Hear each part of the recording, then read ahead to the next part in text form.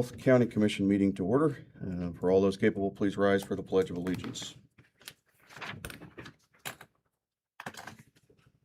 Pledge allegiance to the flag of the United States of America and to the republic for which it stands, one nation, under God, indivisible, with liberty and justice for all. Bobby, if you do the roll call. Commissioner Neil Younger, Present. Chair Michael Burgess. Here. Commissioner Nathan Liker. Here. We have a quorum. Any changes to the order of business? No executive sessions or anything, so just go through the order as it's presented. Prior minutes, any modifications needed? Don't have any. Consent agenda. I'll make a motion to approve the consent agenda, items A through G. I'll second that. Okay, got a motion and a second on the table. Any comments or modifications to the consent agenda? All those in favor say aye. Aye. No opposed, passes 3-0. Issues from persons not on the order of business. So anybody from the public that would like to speak to the commission on items not already presented in the agenda. Seeing none, we'll move on. Monthly financial report. Any comments from the commission? I have none. Good. Wrapping up the end of the year here. Property tax valuation cap discussion. And County Appraiser, Mr. Eugene Rupp.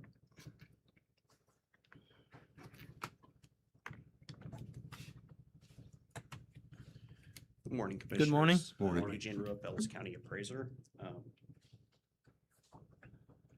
Just wanted to go over valuation cap a little bit here. There's been discussion of it recently, so I get some things right. I'm going to kind of read off this here so I don't misspeak.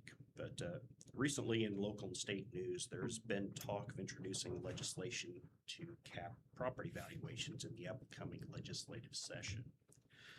After these news articles came out, I started getting some questions about what happens when legislation like this gets passed. And I wanted to take just a few minutes to inform you about the implications of this type of legislation. While on its face, a value cap can sound like an easy solution to rising taxes, most people just don't understand the implications. Simply stated, appraised valuation or assessed valuation caps do not result in less taxes being collected by taxing entities. They instead result in taxes being shifted and can quickly lead to disparities and distortions in local housing markets, losing tax fairness and equity by creating winners and losers. The end result of an appraised valuation or assessed value cap is that tax bills are no longer distributed fairly and equally, as the resulting tax shift will cause some property owners to pay more than their fair share, while others will pay less. To help explain the implications of a valuation or assessment cap, I created a handout. I don't know if you can scroll to that particular slide. But I created this handout to kind of help illustrate to people the effects of a 3% cap, and I just picked the number 3% because I've heard that number tossed around. And sorry, Hey, Mike, can he move to you have to listen to Eugene so that way you can get the directions on where to slide to the screens. Be the next page.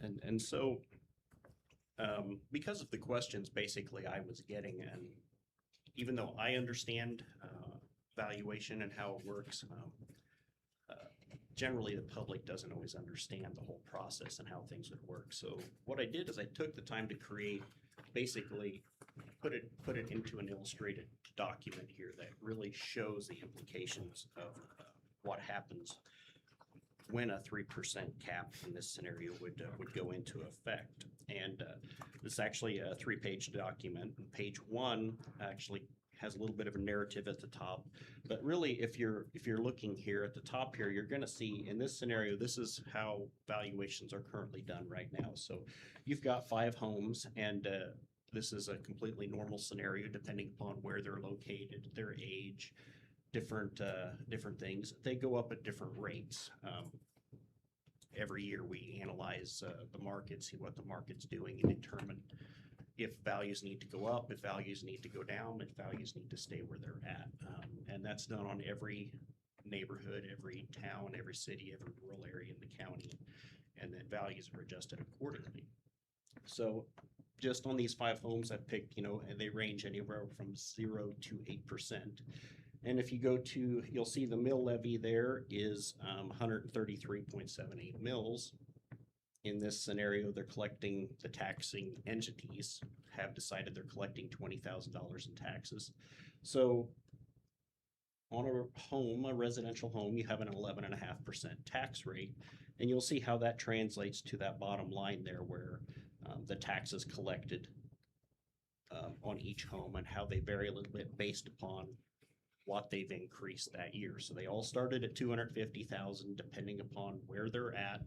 They've increased at different rates throughout this year, and their taxes have increased accordingly.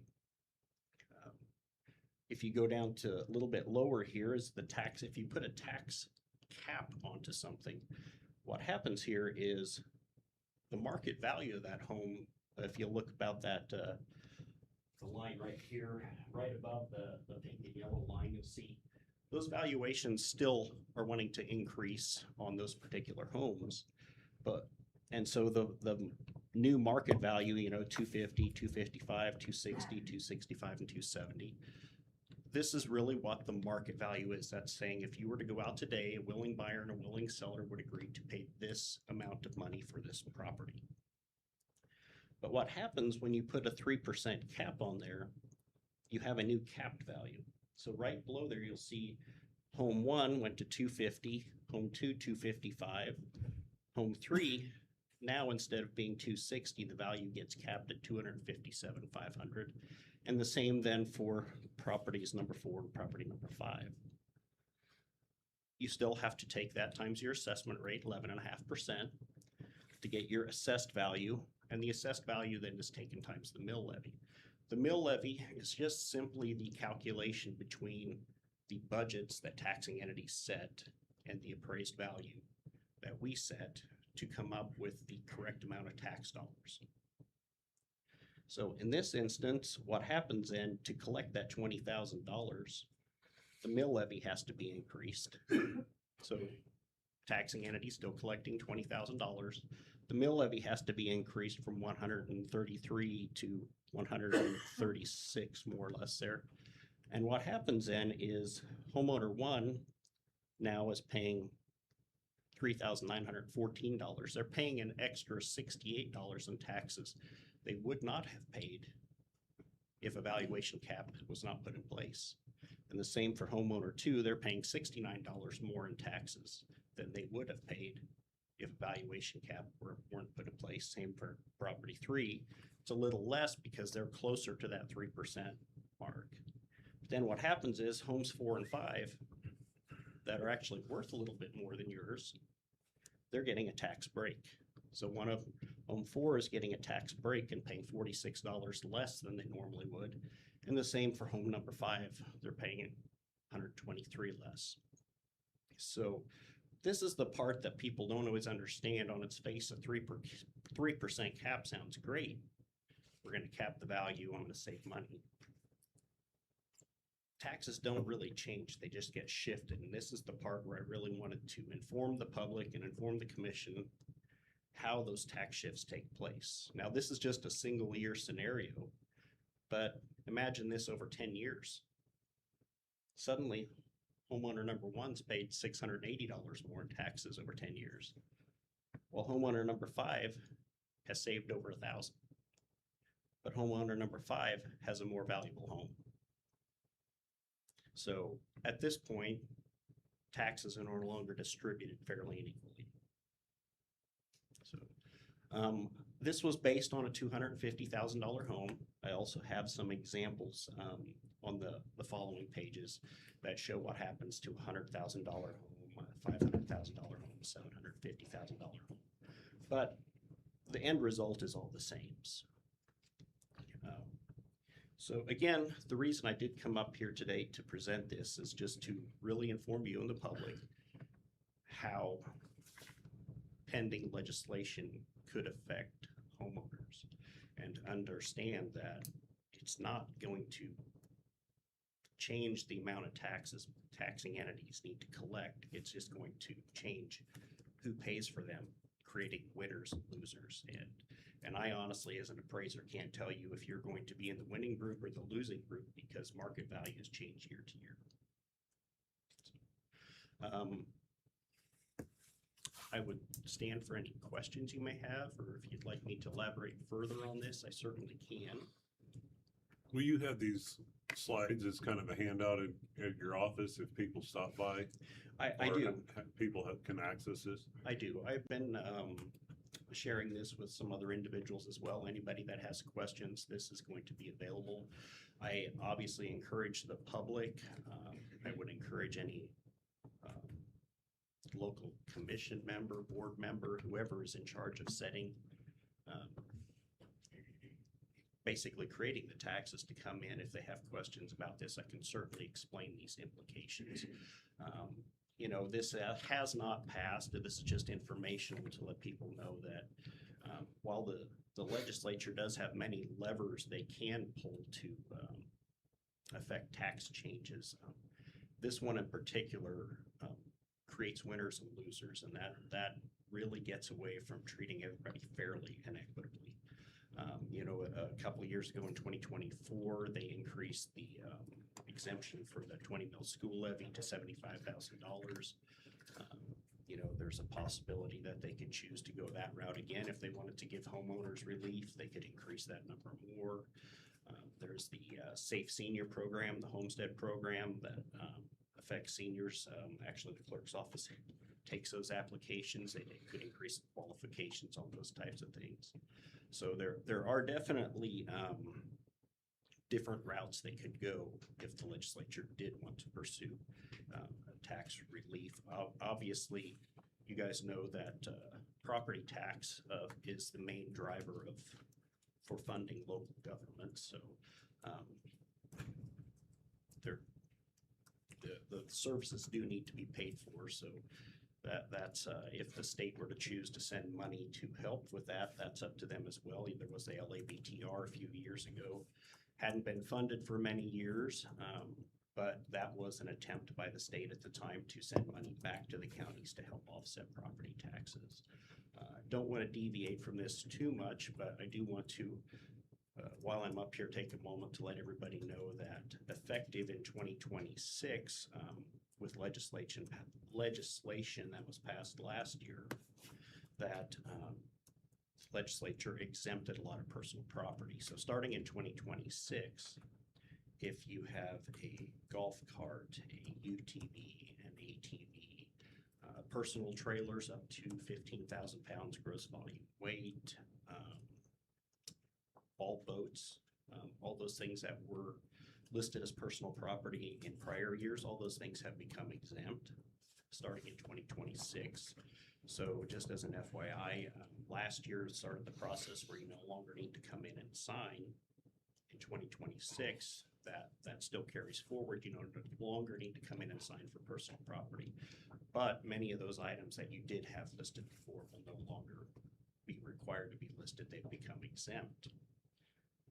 The part where that really affects you is by the state making all those items exempt. That takes about $1 million in assessed value that the county had relied on for taxes before on personal property, which now shifts that burden to real estate.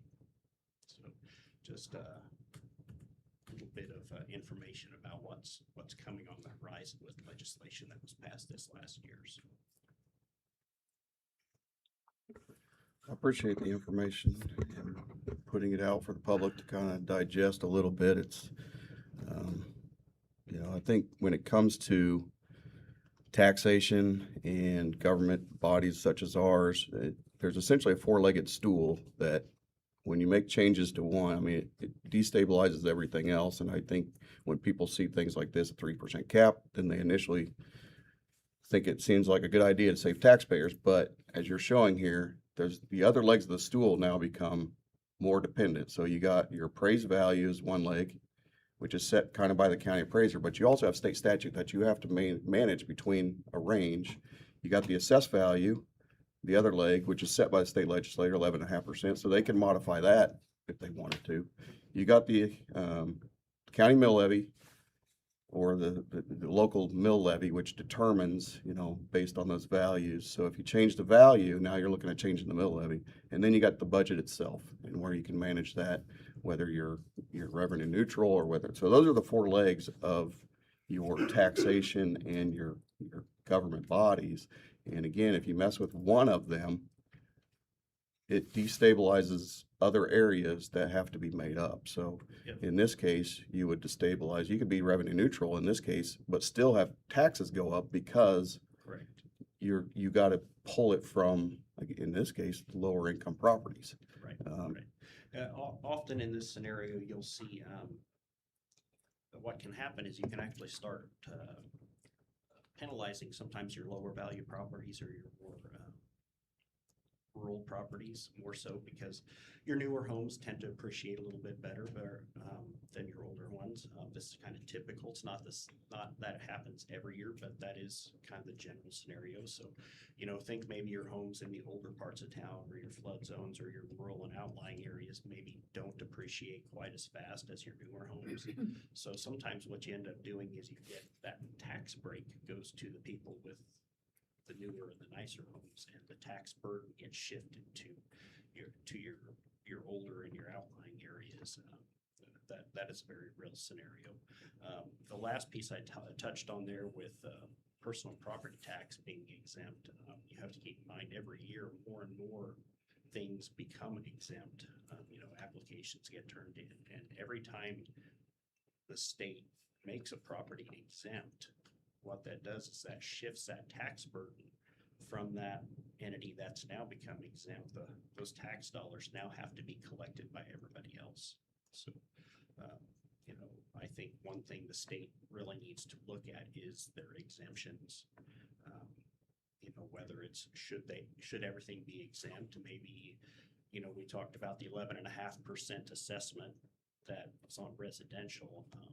Maybe a possibility the state could look at is instead of exempting and paying zero tax dollars on something, maybe they create a class in the middle. Commercial properties 25%, residential's 11.5%, exempt to zero. Maybe they say, certain properties should be 100%, but maybe certain only should be partially exempt and have a different level of taxation for those instead of just all or nothing. But the reality of those things is when you exempt something, all it does is shift the tax burden to everybody who's not exempt. Eugene, you had mentioned there's a couple of programs that are available, such as like the Safe Senior. These are programs that are they administered through your office or the clerks? The clerk's office helps with the applications, and you may explain that just a little bit better, Bobby. But, Right, Bobby Dowling, County Clerk. If people are interested in the homestead tax relief, they do come in. Now, they can do that through their own tax accountant. A lot of people that don't have to use a tax accountant, they come in and they fill out the application and we submit it to them. And then after that, it's back on their own where they get that relief. So yes, it's through our office. Okay. And then the Safe Senior one, is that the same program or same? Correct. Similar? Yes, it's simpler. Okay. yeah, I don't believe you can do both. I believe you either qualify for one or the other. Okay. But those are some programs that are available now. Hopefully maybe the legislature looks at doing some expansions to those. Sometimes when those policies get set, those income thresholds or valuation thresholds are static, but we all know that over time valuations go up and they go up a little bit. So sometimes you start taking people that were eligible now, and in a couple of years they no longer are because that program hasn't evolved with inflation, basically. Okay.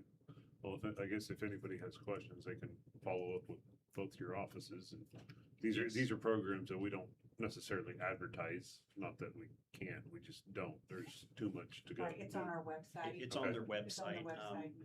We, you know, when people come in and have questions about that, if we feel that they can't benefit them, we always direct them to Bobby's, the clerk's office, and Bobby's staff's always very helpful with getting people the information they need there.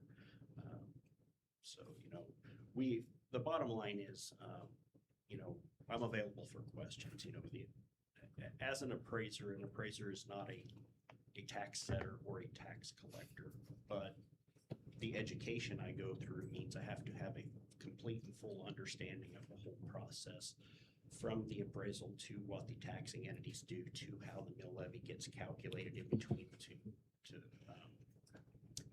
to kind of complete that whole circle.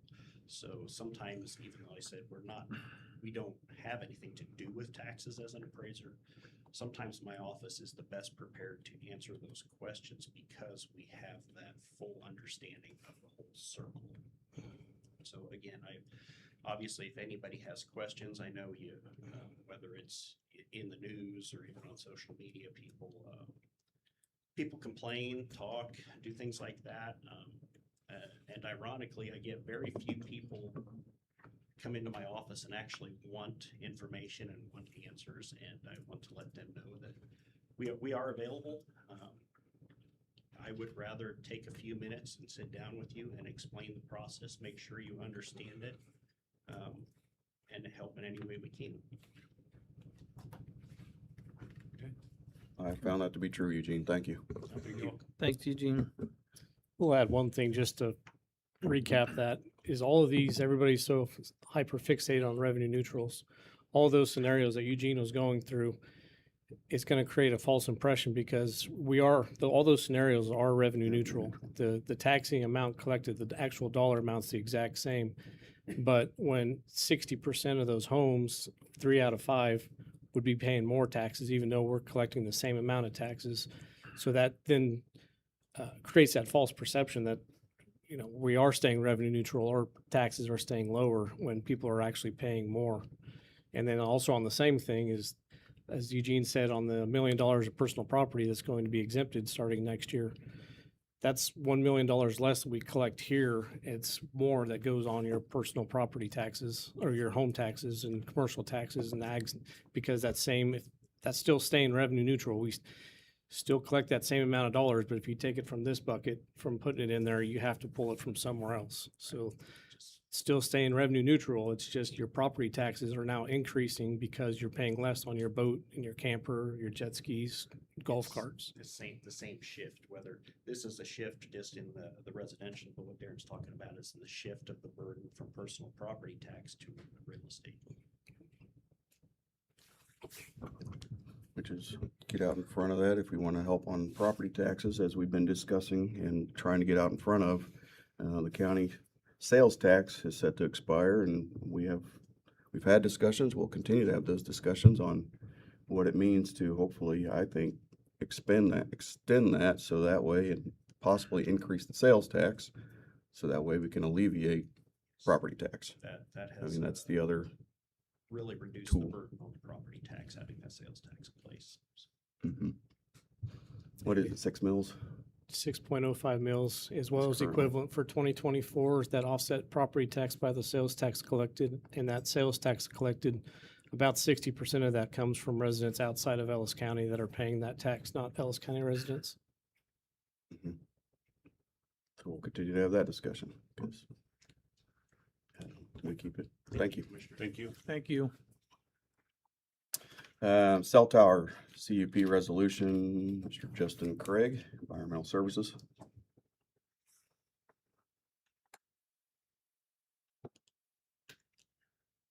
Good morning, Commissioners and staff. David McDaniel, Chairman, Joint Planning Commission. Here to address this morning the cell tower permit, conditional use permit number 2539, Tillman Infrastructure LLC, construction of a cell tower. You have all the stuff in your packet, I believe, so I won't take too much of your time. The Joint Planning Commission met on October 22nd and went through this information at a public hearing. The petitioners appeared and presented their case. At that time, the commission approved the request, and it now goes before you. There was a protest period until November 5th. That protest period passed with no comments and no protests. The address on the proposal is 753 Vincent Avenue in Victoria. That's about all there is to this. We are here to get your approval or denial of that request. Were there any concerns brought up by the zoning committee at that time? None.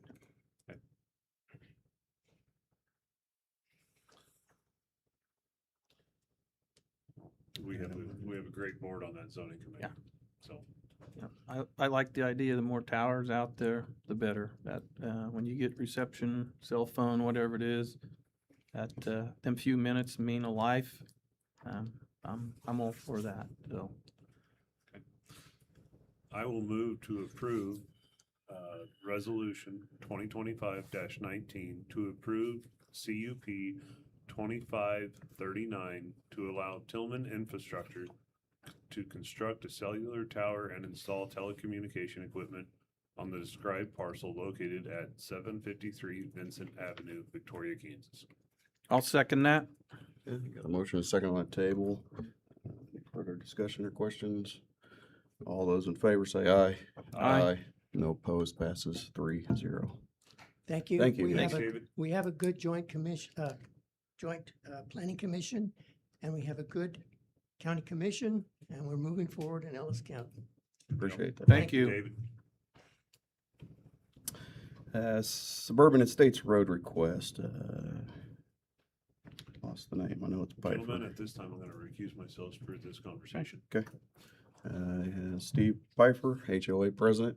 Well, start Here's right there. I'm Steve Pfeiffer, Board of Director. Okay. That is not right. We do not have an HOA out at Okay. Suburban Estates. So I'm one of 3 Board of Directors in Suburban Estates. I'm here representing the people of Suburban Estates, directly talking about double chip seal and a seal coat on our road. I had a meeting back on September 23rd. We got 41 property owners out in Suburban Estates. 32 of those property owners showed up at the meeting, and out of those 32, I only had 2 no votes. We had 9 people that did not show up at the meeting, and I did not go talk to them about it because I only need 51% of the people to approve it. I've got 78%. I did show a video to the people of a double chip seal road. I showed a video of a seal coat. Went over all that, went over the cost of everything. And as you can see, the people on board would like to see something done with our roads out there. We do have just roughly over 1 mile of road in Suburban Estates. And I went over the cost that we have right now. The cost is most likely going to move and most likely up some, but at least I had something to work with to show them where we're gonna be in the neighborhood of what it's gonna cost the people to do this.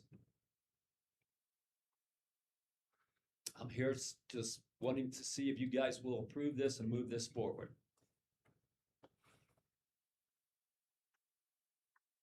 So on the map, just so, because it's Suburban Estates, but that's Buffalo Avenue, around that area. And then, Hickok Avenue, Buffalo, Hay City Road, and Swanson Road.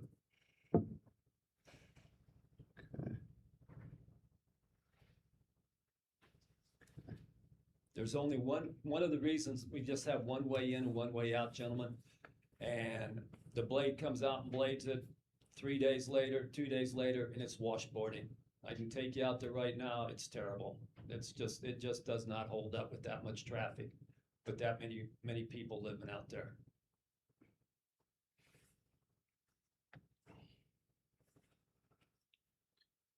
I guess I'm gonna ask if, you presented to your 78%, and I may have to bring Brandon up, that if we take the processor in there to get us a good hard base, so we have something to work with out there. If that was all explained to them Yes, it people. was. We went and- over, because I met with Brandon. We went over everything about, preparation. Okay. Talked about that. I talked about some of the ditches we're gonna have to be upgraded and stuff. We went over that. There will be further discussion on the ditch part of it because one of the homeowners did bring up the fact that we do have our water lines in the ditch. So doing some of that might mean adding material to the road to get the ditch line where it needs to be, instead of just digging out a ditch, because that water line's all over the place with depth. We definitely don't want to get into that. But yes, we went over all the preparations and stuff. I talked about all of that. Like I said, showed a video, what a double chip seal road looks like and stuff.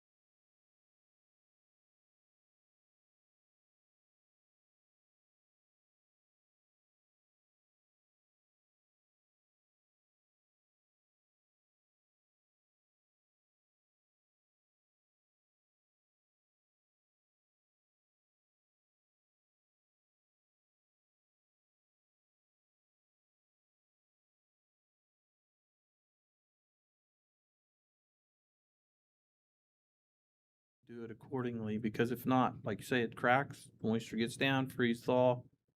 Here we're back to roads just like you have, Yeah, possibly worse with potholes. yeah, So, absolutely. You It, need to uh, stay on top it- of it. And I walk that area out there. Don't worry, I'll be watching it. Okay. How much heavy traffic is out there? How much what? Heavy traffic, like As far as trucks? truck traffic, we only have a few lots that aren't developed. It's Okay. almost developed. That's actually why I'm referring to this today as property owners instead of homeowners, just because we don't have everything developed yet. Mhm. So, but there's only a few. So as far as truck traffic, you're just simply talking about ready-mix trucks and whatever coming in to finish up.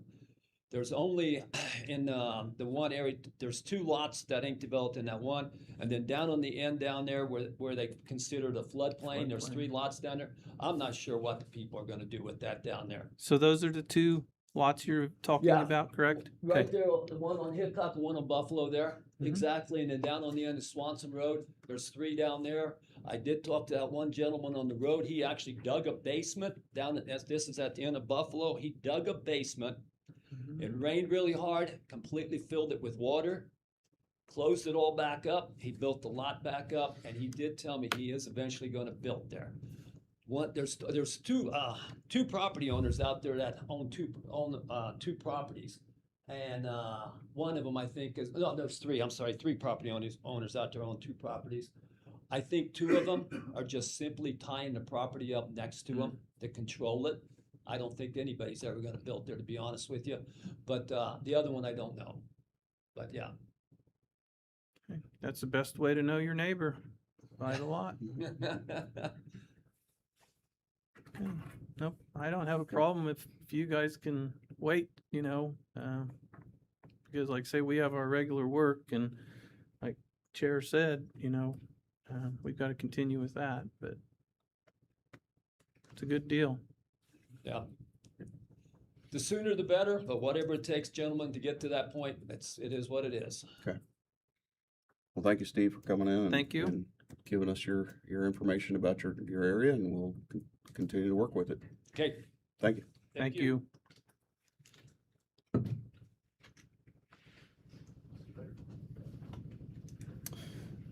Building construction projects. We got Josh Herman and Jason Gillig. Hello, my name is Josh Morning. Herman, Vice President of Architecture and Design for Hutton. I thought we would give an overview. We've engaged Darren and the county about 8 to 10 weeks ago, second half of August, I think it was. And we were brought in to study a half a dozen projects, 4 of them building related, well, all of them are building related in some way or another. And try and give a scope of work definition. We call this preliminary services. So really, I would just call it defining what is the project and what are the needs and what are the anticipated costs of such projects. And so over the last 8 to 10 weeks, we've been having several design meetings, meeting with different groups to go over some of the preliminary design work that we've got in some plan format there for you.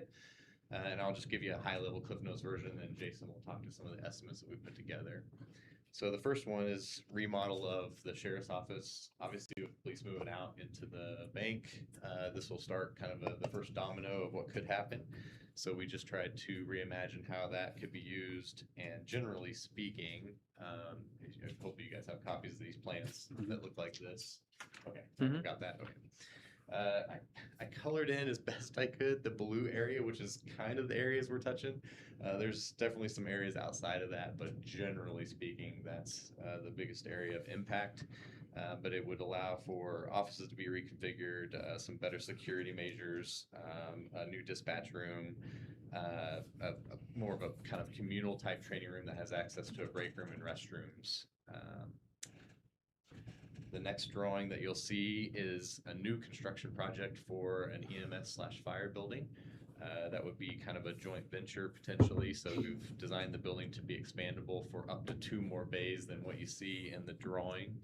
And that was Page 51, Mike. There you go. It's this one right here. Yeah. Thanks. And it's about 11,500 square feet as shown, and it could grow another 3,000 square feet if we wanted to add on 2 more bays. But that gives you 2 bunk rooms, a nice day room, again, another training room, and then there are a couple of options, one with the 2 bays and then another for a storage mezzanine above the office area. Next, we have a drawing that has 2 buildings on it. It's the transfer station, which is a lot of remodel, just kind of reworking some of the existing concrete floors, some of the steel chutes and stuff, how we direct trash to the trucks there, and then a small little addition that allows them to maneuver piles in a more strategic way to get better use and better function out of the facility. And then the drawing on the right is just a storage building for Public Works. Again, mostly storage. There is a south half of that that could be converted into a future classroom. So it's a partitioned off there. It has a small restroom, kitchen, things like that. And so there's 4 buildings there that we did do some drawing work on. And again, that's a group effort with a lot of your staff that we met with to come up with all of these. And there's a lot of in-depth ideas there. So we tried to make sure that no stone went unturned as we discovered what these projects and the priorities were. And then there were 2 additional projects that were really HVAC and mechanically upgrades only to the admin building and to the courthouse. And I'll let Jason speak to some of those costs, and then we'll answer whatever questions you might have. Good morning, Commissioners. Jason Morning. Gillick, Good morning. Northern Kansas leader for Hutton Corporation. So the other part of what we were asked to provide was rough order magnitude budgeting for these half dozen projects. And so included in your packets is also the estimated costs for each project. We did estimate these as what I would call a turnkey or an all-in project cost. So these budgets that you're seeing include design costs. And so this would be a total of design and construction to complete the project. We broke these down by project. And the costs are kind of distributed through there in a way that you can see where the costs of each project are at. I would just tell you that we did arrive at these projects using what we would call generally accepted estimating practices for the construction industry. Because of the very schematic nature of the design and scope of the projects, much of this pricing is based upon our historical cost data that we have as a database to estimate cost. But we also did rely upon some vendor and subcontractor input on our pricing. Primarily Joe Glassman and Glassman Corporation on the mechanical scopes of the projects, including the replacement of the fan coil units here in the administration building, and then a replacement of the existing VRF system in the courthouse building. And be happy to answer any questions that you might have in regards to the budgeting of the projects.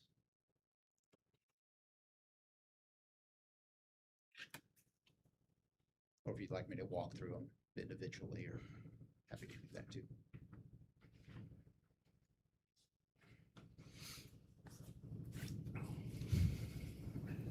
It's a big project. Yeah. Big It's a lot of stuff. Yeah. I will say too, that there are a couple of items that we wouldn't necessarily consider construction costs that we've included there so that the cost would represent a more complete budget. So that includes, if you're looking at this spreadsheet here, you'll see the column D there. We have these numbers include $50,000 for dispatch room equipment that would be relocated or owner provided. And then that also includes costs for upgrades to the jail security system upgrades, and then also some furniture and equipment for the dispatch area in the sheriff's office renovation projects. And so that represents it represents exactly $500,000 in this overall budget. And this budget also includes, as Josh mentioned, a couple of alternates that were requested to be included in the design and pricing. Those alternates include adding 2 additional bays onto the EMS fire facility in Ellis, adding a storage mezzanine above the office structure in that same structure, and then also several options in the transfer station budget, one being replacing the existing light fixtures in the transfer station, the other installing grading at the scales, replacing skylights, and repairing the interior liner panels in the existing building. And all of those alternates represent a little over $700,000 worth of work that's in that total big number that's the bottom. Gotcha. And this, the way this is presented, this would be, if we chose to go forward like this, it'd be kind of a hands-off. We'd hand it over, and you would take control and get it done.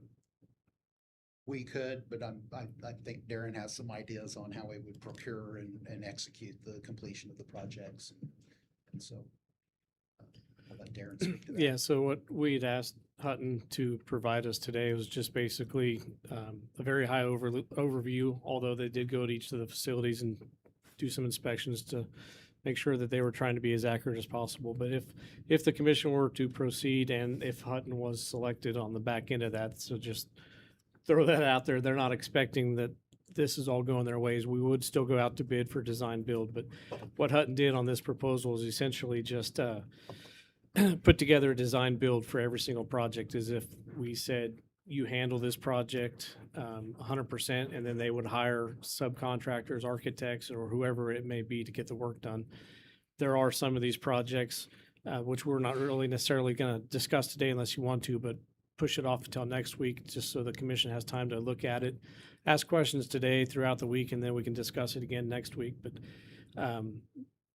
some of these facilities don't need the full design build piece of it. It was basically the way they'd separated it out gives us an idea that if we didn't do a design build and if we just went with a simple pre-engineered metal building, when you purchase those those engineering fees come with it, so to speak. So there are cost savings on this, but what we just try to do is the big picture, a big number. So it's easier to start up here and reduce things down that you may not need. And I don't want to say reduce things down to make it sound like we're value engineering anything out, because everybody hates that term.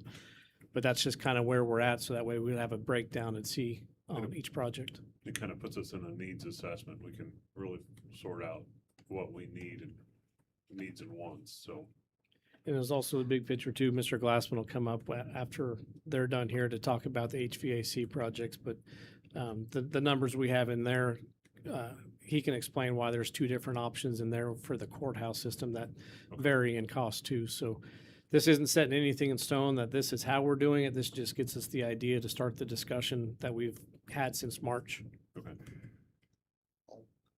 I'll also mention that each one of these were estimated as if they were a standalone project. Okay. So not knowing whether you would approve all 6 of them, or you would approve this one and this one, or approve or do.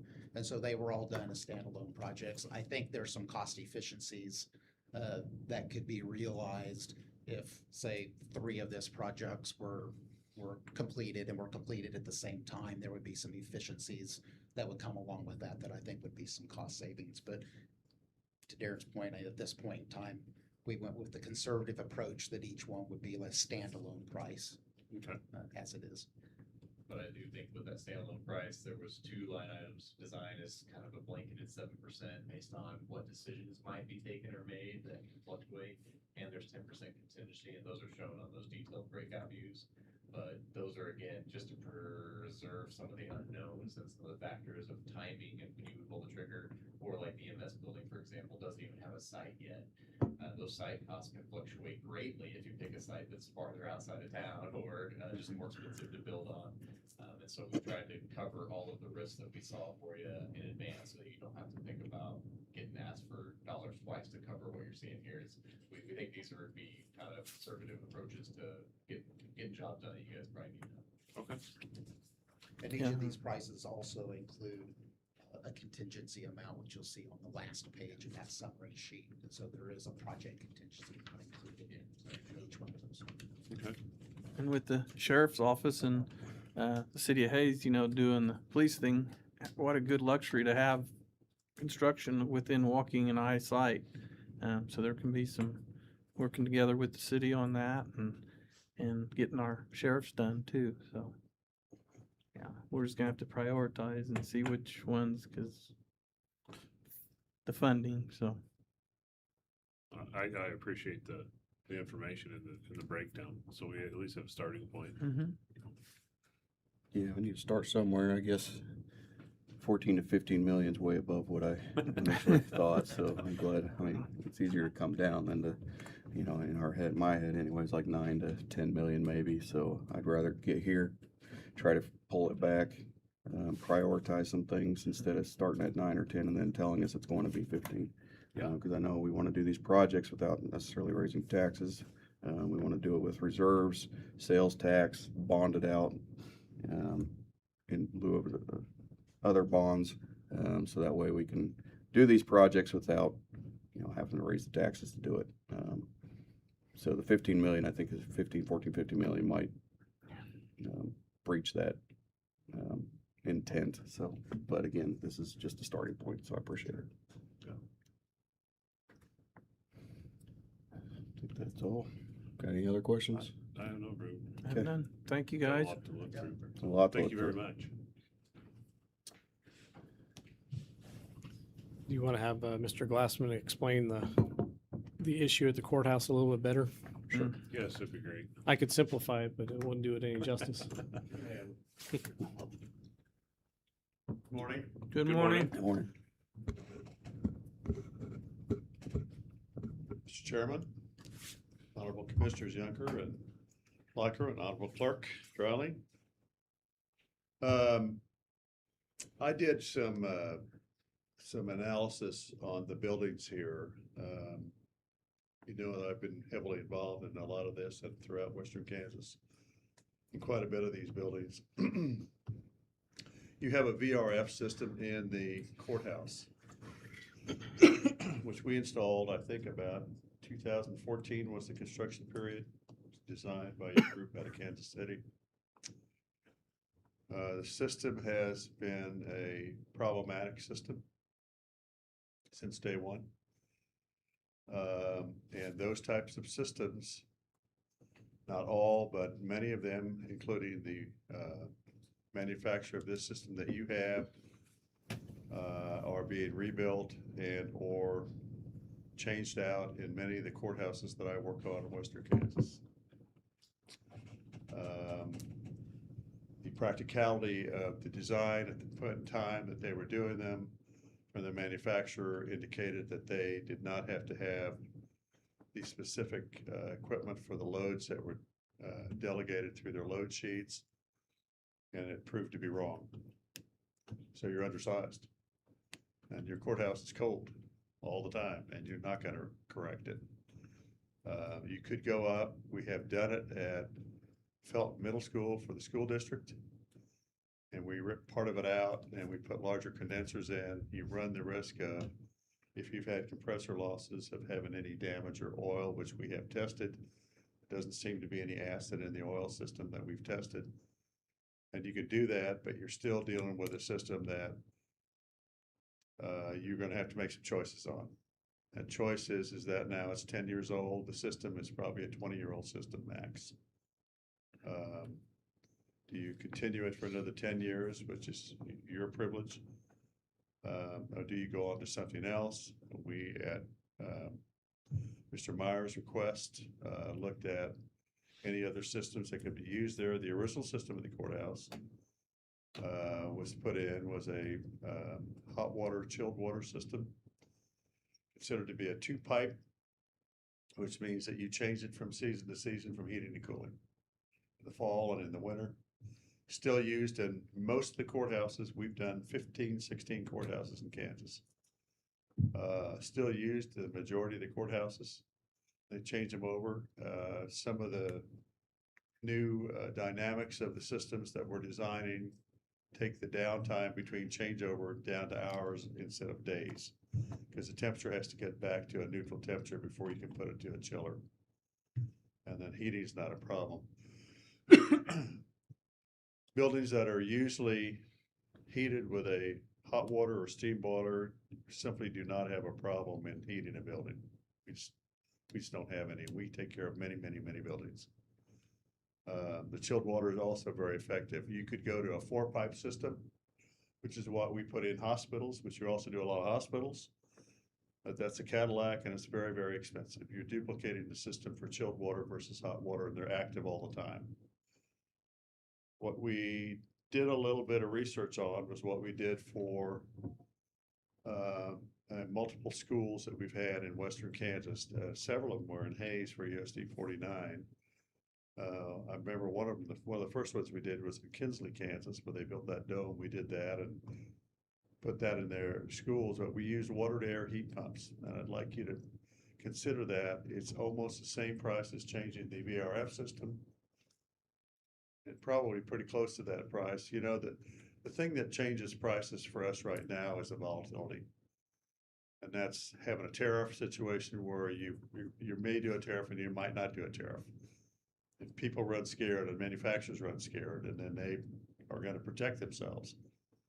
We've had from major manufacturers this year alone 4 to 5 increases in 1 year already. When that settles down a little bit, then this thing comes back into a little bit more doable type of issue. But pardon me. I looked at how we could look at a building that has now been remodeled with a VRF system in it, and going back to putting chilled water, hot water in is going to be very difficult because we have to run piping that's insulated all throughout the building. And we sat all of our people down that were project managers. We went through all your plans. We have copies of them. Put a team on it. I worked it out to work with gentlemen from Hutton as to how we would approach this position. And it's going to be difficult. You're talking about adding soffits and tearing walls and all those kind of things that get real ugly in a building that's only 8 to 10 years old. Now, we've done water to air heat pumps, and we've done them at Wilson School here in town, and we've done them at Roosevelt School, and we've done them at Kinsley, and I think a couple other buildings I don't remember.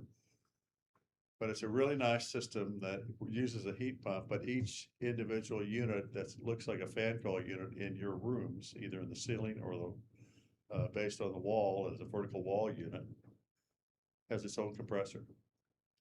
So there's some nice magic to this, and that is that if you lose one of them, you don't affect the rest of the system. The system is run with one pipe, not two. You don't have a supply and return. You have one pipe. You mix the water all the time. It's very highly energy efficient. And your medium stays the same, typically around 85 degrees all year long for cooling and heating. And if it gets above that, in the cooling cycle, we take a cooling tower outside that we isolate in the wintertime, and we bring the temperature of that circuit down back to 85. And in the wintertime, when it gets brutal outside, we take small, high efficient boilers, not very big, by the way, about 96% efficient. And we bump that temperature of that loop back to 85 again. So the medium that you now are operating on is the ambient. So if it's 0 outside or -12 we've had and -15 we've had, you can't keep up because the heat pump, first of all, is undersized, and secondly, it can't keep up because it's going into a defrost cycle too often. I don't know of very many engineers. I worked with 5 or 6 of them on a regular basis that are PEs that we use for all of your work and all the other people that we work for. I don't know of very many of them that really want to do any VRF design work anymore because a lot of people got burned on it. And if they do it, they don't want to do it without hydronic or electric backup perimeter-based heat in the building because they're afraid it's going to get below that balance point of that building where they can't make it up anymore and they have to do something else. Well, by the time you add all that in, you can do a water to air heat pump system that's very efficient. They heat the building regardless of what the temperature is outside because their medium's always 85. They don't deal with a -12. And VRF systems are designed to be calculated and sized on the heating side, not the cooling side. That's where a lot of mistakes were made.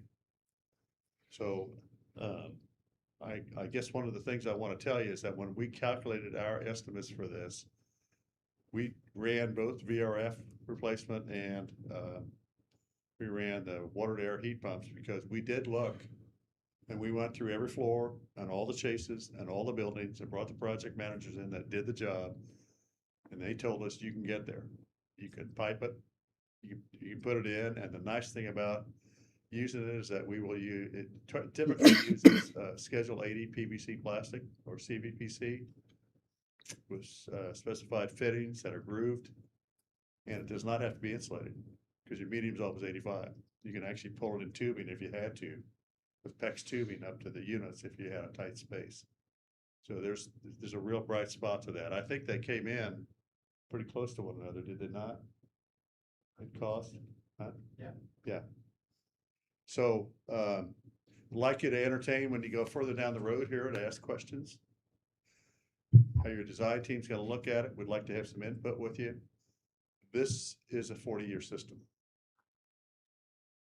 Why? Because you have a 85-degree medium. You're not running the equipment all the way down to -15 or up to 105, 110 degrees, which is your design. Your 85 is what you're running, so the maintenance on the equipment is much lower.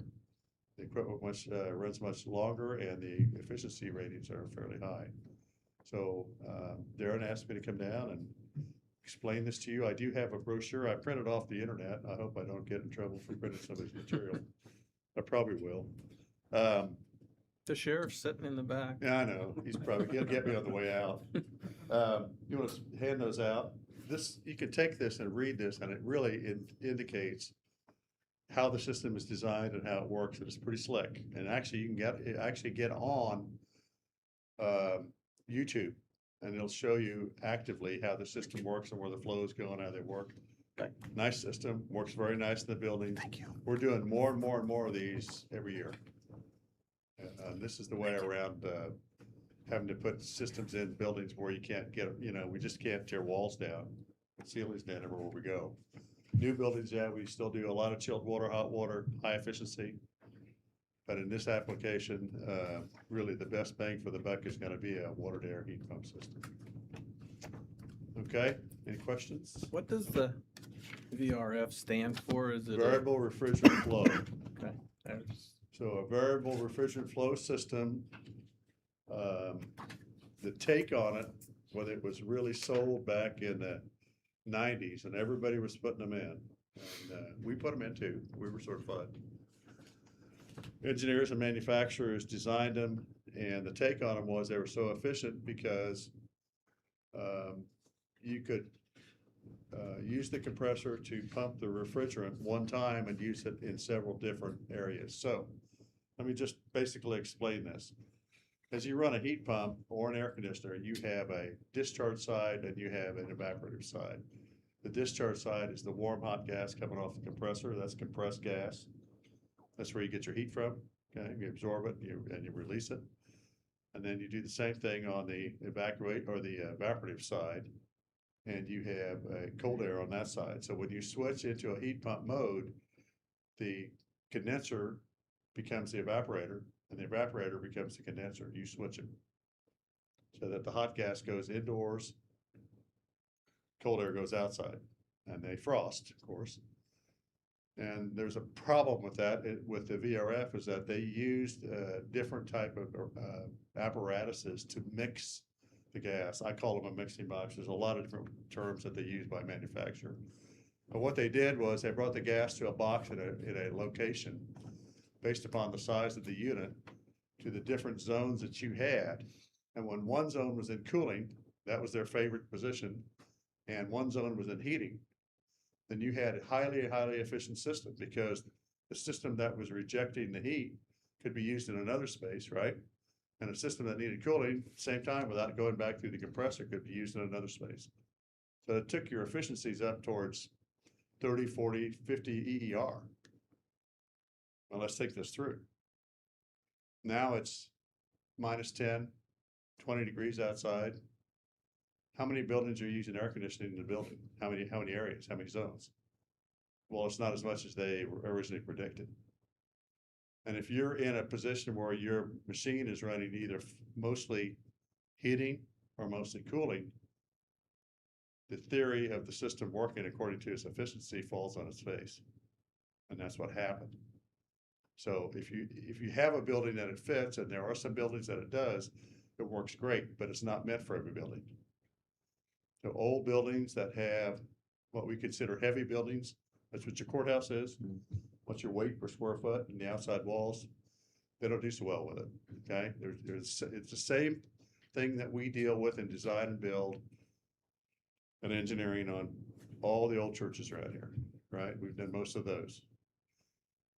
You don't need heating until when? December, right? Because the building doesn't give it up. Mhm. And you don't need cooling until probably June, right? But once it hits 105 or 110 and it stays there, watch out, because it's going to absorb all that heat. And these new systems that have to interact between heating and cooling can't react fast enough to what the load is. And it takes heavier machinery and so forth to do that. And that's where we've done some different things, including the water-cooled heat pumps in some of those cases. Or we still put in a lot of what we call heavy lifting, chilled water, hot water, but we just have increased the efficiencies of them. So why am I here? Because I don't want to see you get back into the same boat you're in right now, because that's not a winner. It's not going to come out for you. And you could consider some repair of it and updating, but when and how much longer is it going to run? This is a product. VRF products are built on the Pacific Rim and the Pacific Rim only. There is none made in the United States, Canada, anywhere else. It's all Pacific Rim. Taiwan, China, Japan, Korea, all your parts come from there as well. So if you have a tariff like we did this last summer, and we have VRF systems in, you go with that cooling. Because a board that goes out maybe 11 months before you get it, might be 3 months, so forth and so on. And they're all made out of plastic, almost 100%. So there's a quality difference in the product, and as a taxpayer here in this county, take my hat off, now I'm a taxpayer, is to say, I want something, if you're asking me as an expert, that's got to go in there, it's going to last, that you can get parts for it, somebody can work on from around here. And there's plenty of different people that can do that versus having something that really has not served the system very well. And we're doing these analyzations all over the place. I can name you 3 counties right now and probably 2 or 3 banks that we're doing they're less than 8 years old and they want them out. They're freezing to death. So I thought I'd put my 2 cents with it, and Darren and I talked about it, that when you consider this, please consider doing design work that's the right thing for the county, okay? How long have some of these new systems been in that you've been doing with the heat pump? The heat pump systems? Yep. I've had one in Kinsley for 15 years, maybe 18 years. So it survived that, I don't think we've gone back and serviced anything on it. We haven't had a breakdown. okay, because it survived that week and a half or whatever we had, Oh, that yeah. cold snap. Well, just remember that the way it makes its heat is through the heat of compression off the compressor. And if it's using an 85-degree medium, that's no big deal. Okay. Because what a VRF knows is air-cooled ambient. What a water-cooled heat pump knows is the medium it used for the water loop. So if it never changes, there's nothing dramatic about it. You can make heat and you can make cold. And the nice thing about the water-cooled heat pump is in every room, you can have heating or cooling anytime, any day of the year that you want.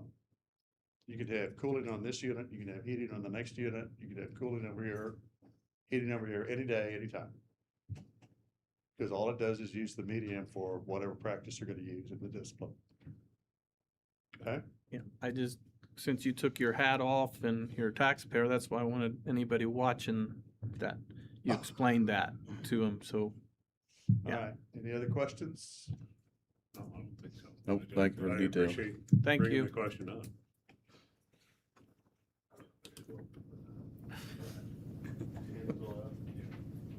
Thank you. Okay. KSNG 911 mapping grant, Mr. Jeff Ridgway, our communications director.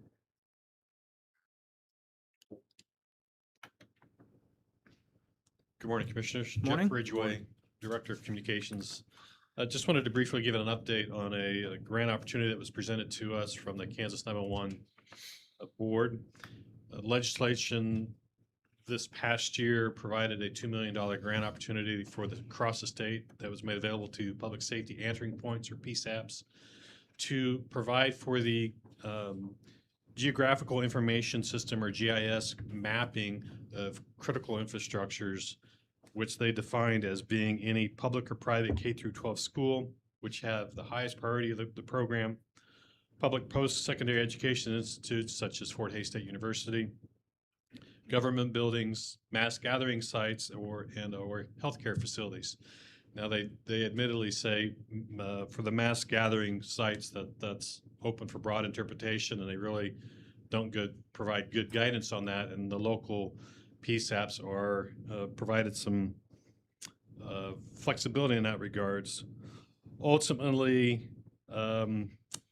again, for 2025, there's $2 million that's available in this grant. It's my understanding from conversations with the state board that legislature does intend to continue this grant annually until they are able to see that all the schools and all the post-secondary schools are mapped. And what this mapping does is provides not only the street aerial view of a facility, but would actually provide the internal mapping layout of that facility, of that school. So when a 911 call is placed, or emergency call is placed into the 911 center, that would show up on the dispatcher screen.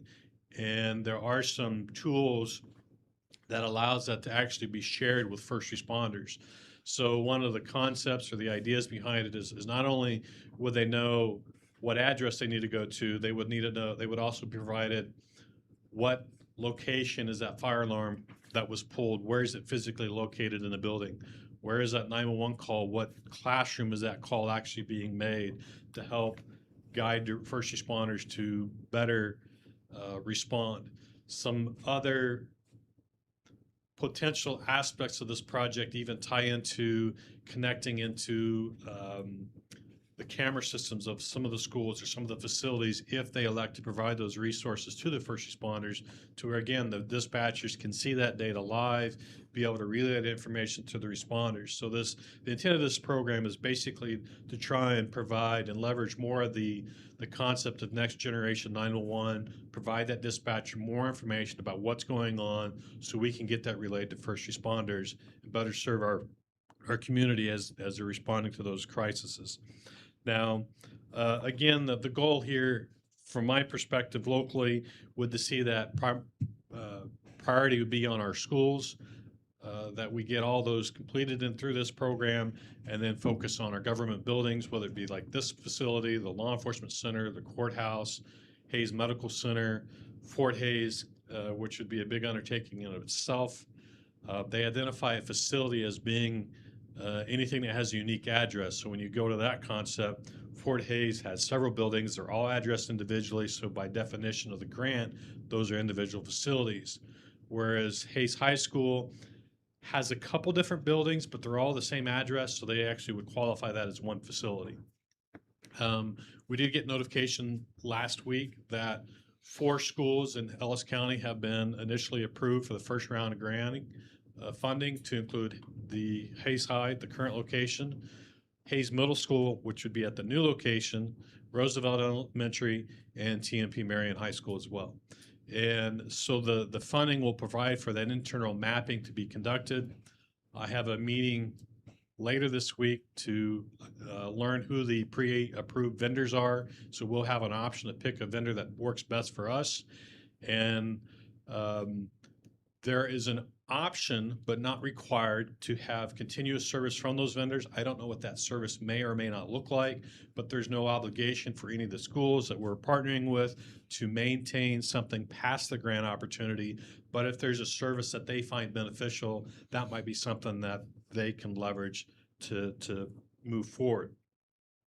But again, as a long-term perspective, we hope to be able to do all our schools and our Fort Hays Medical Center, all of our government facilities, and then we'll start identifying the mass gathering sites, which I presume would be like churches, other things that would then again we could leverage into this grant, provided the money continues to get renewed as they intend.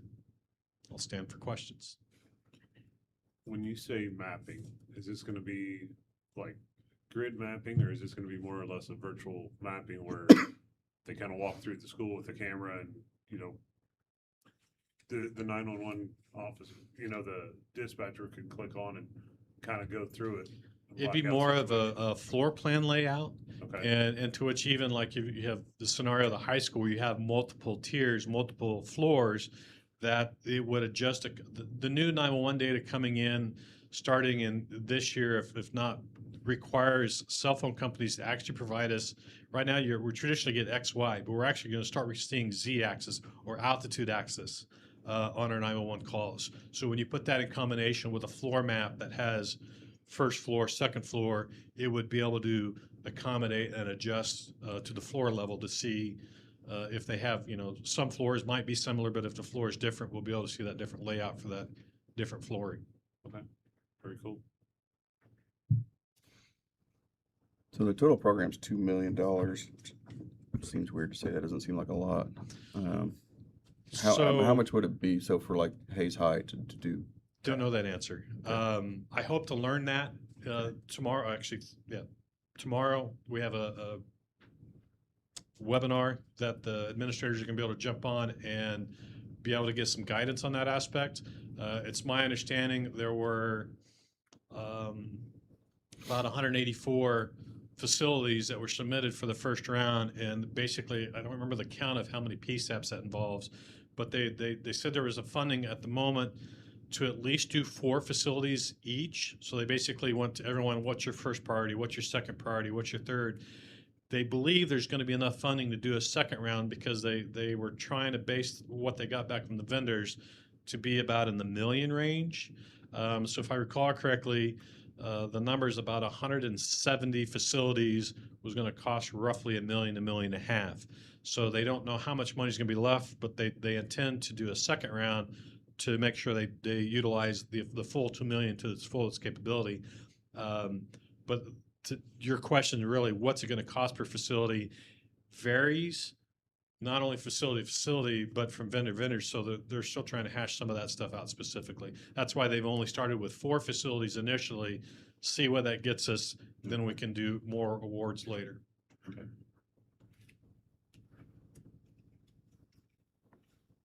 Okay, well, good information. I think your priorities are right in my head. Get our schools taken care of first and then move down the line when funding's available or grants are available. So it was a project that the state 911 board really wasn't anticipating and was not within their radar, but the legislators felt it was important enough that that's who they gave it to, and so the board has gone with it and run with it, and so we'll hope to be able to leverage that. Very good. Well, keep us updated. Thank you, Jeff. Thank you. Thank you. Shinchin Road request. Brandon?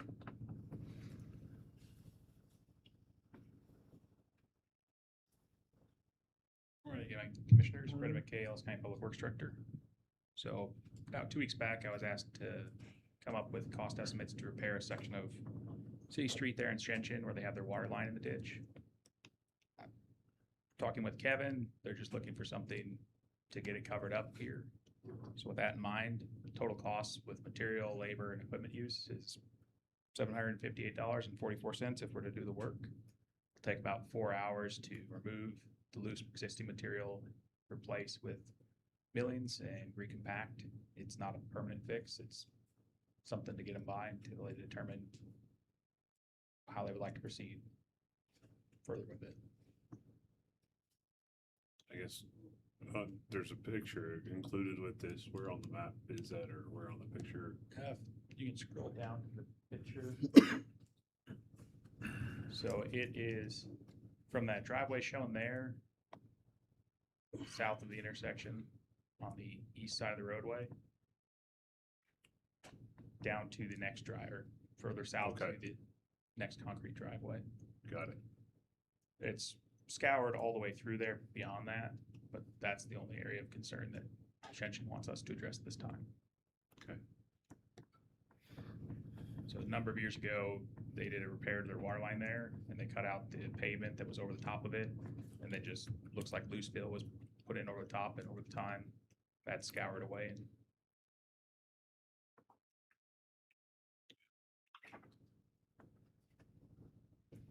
And I don't see I a don't. problem with it. It's minimal. Yeah, it's very, very minimal.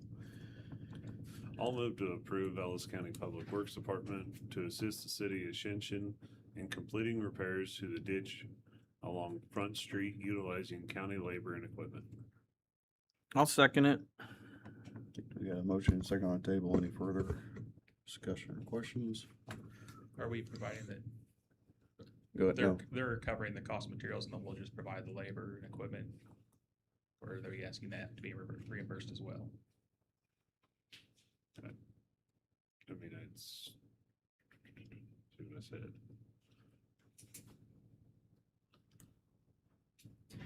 I mean, the labor and equipment, if we would have just asked for some reimbursement on material, I'm good with that. That's kind of how we've approached other projects in the past. Mhm. It's just the material costs, have them.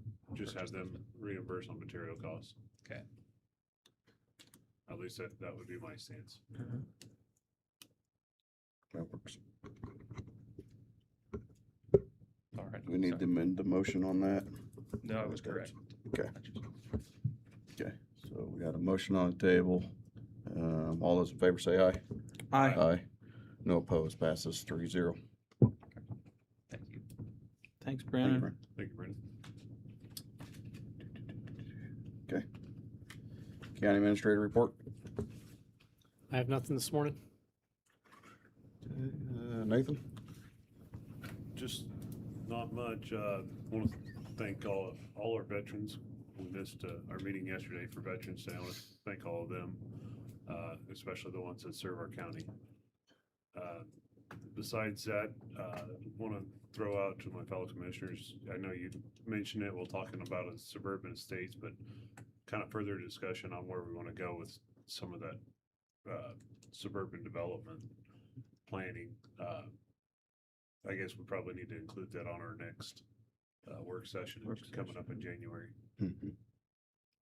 Yep, gotta make some kind of decisions there as they kind of put the template together, so that way, Yep, very good. that's all I have. Okay. You? I did go to the access van, I guess, Zoom meeting. That's some more discussion to have. But anyhow, I mean, it went rather well. It's just the funding part of it. So what kind of got me was they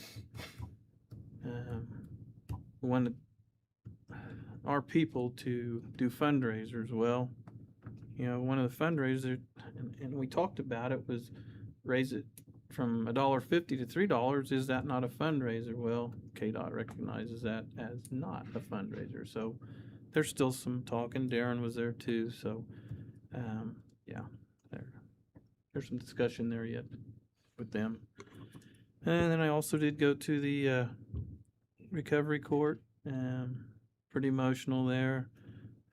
But again, another life saved and a family, and went really well. And then I did go to the Shenshin meeting, which I will visit with them again. You know, we're doing a temporary thing for them on that patch to save them, but they're going to have to do something more permanent than what they've got, especially on that hill. And I do want to.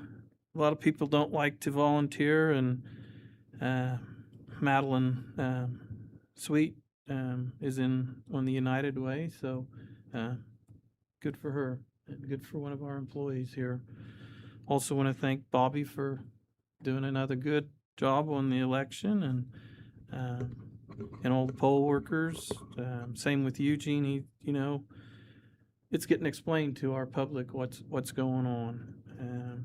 And then the other one, we also have a young lady, Marissa Wassinger. She is representing us in the FFA as being the secretary for FFA here in Kansas. So went to her meeting. There was some representatives there, and that was very nice. And what a good young lady, and how she could present herself. She's doing some fundraisers so she can go over and to other countries and see what they do. So that's all I have. Very good. For my comments, one, I just want to start my comments by, as I was sitting here today, the meetings like this are kind of why I enjoy, being a commissioner, and you hear from you just run a gamut of so many things, and you hear from the experts essentially in those areas to inform us. So we heard from our elections and from our appraiser tax valuations. We had a road improvement request, 911 request, building projects, and got a whole rundown on HVAC systems.